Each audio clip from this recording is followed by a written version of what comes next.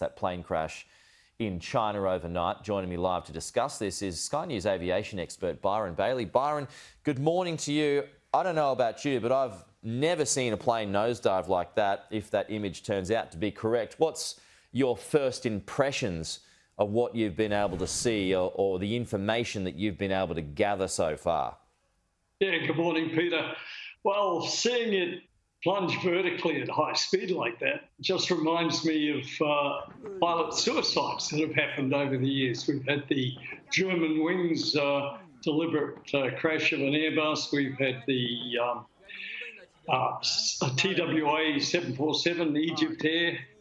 There's been all kinds of Silk Air out of Singapore. I mean, it is a problem. And the fact that the airplane was obviously totally out of control going straight down tends to lead me in that direction. But there are other things. So the flight data recorder is very necessary to sort this one out.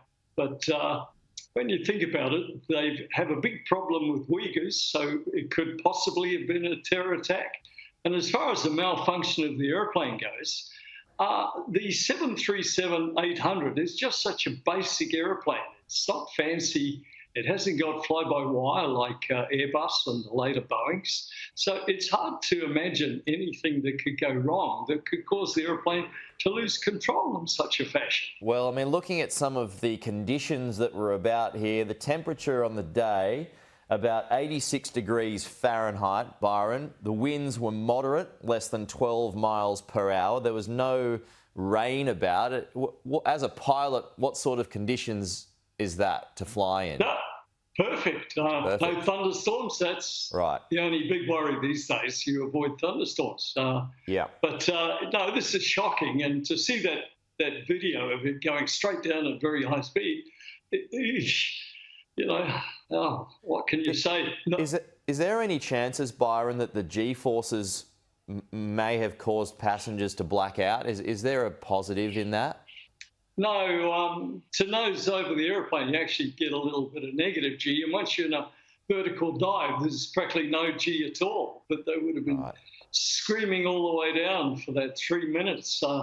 Very rapid descent. And if the tail hasn't fallen off, which I just don't think has happened, then it has to be a human intervention, I think. But we need the flight data recorder, and that's an awful thought. Going to have to wait. But I just want to look at some of the figures here, though, that may well cause this to be a catastrophic engine failure. The plane had been cruising at 29,000 feet. It then descended 21,000 feet in just over a minute, but then it briefly regained altitude at about 8,000 feet before continuing its plunge. Could that mean that there has been some failure? The pilot has then tried to correct it, but it was too far gone and couldn't save it. Is that possible? Nothing to do with the engines. You lose an engine, no problem. Lose two, or you can still keep flying, gliding.